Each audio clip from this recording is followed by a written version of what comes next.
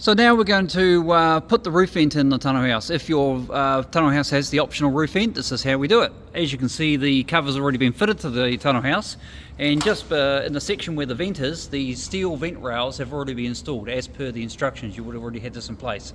Obviously we have to cut a space through the roof cover to allow the vent to be fitted. So we'll go down now and just see that being done. So the first job is to cut the space to fit the roof vent. And basically start in the middle and we slit along towards the end till you're right near the vent handle or pivot, and then cut into the corner of the vent back to there. So we're essentially cutting the gap for the vent to operate in the tunnel house cover. That's the way, and then we're going to go to the other end and do the same. Just cut along. You have to go around the handle and the aluminium stays that are in the way there. Just work your way along. Cut into the corners again, back towards with that centre cut. Into the corner again, back towards the centre cut, and then back along. And that's stage one. We'll then go outside and see the clipping system going in.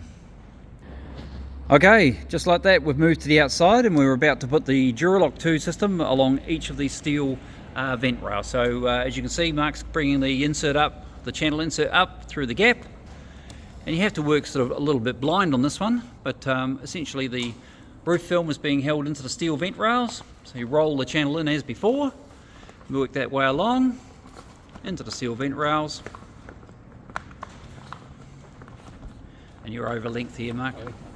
Yep. I need to adjust, I almost need a little marking for myself here. So we're just set up a little bit long there, so you don't want to go too far with the Duralock. There we go. So we're just going to pop and start that again. Start in the middle, folding the channel in, working towards one end. And there we go, that's going to go in fine. That's one way done. Last piece, and then just working the other way, putting the other Duralock end in as well into the vent rail. There's two vent rails on the tunnel house. This is the west side of the vent rail, and you can do the same process on the east side of the vent rail as well. The channel goes in, and like before, the Duralock's going in. And here we are back again. We're about to put the bead into the vent rail. So there's the bead position above, just getting it pushed in. Same as before with the base rail and around the doorway. It's the same clipping system, the Duralock 2. Push the bead in. It's not sitting down at the moment, but we'll go along and make sure it's all sitting down nice and smoothly. And you can use a hammer or you can use your fingers to push it in.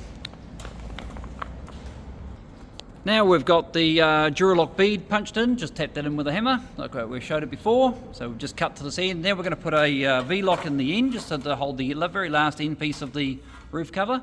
So the V-lock's the same as used on the front of the tunnel. You see a piece popping in there. This holds the end plastic at the very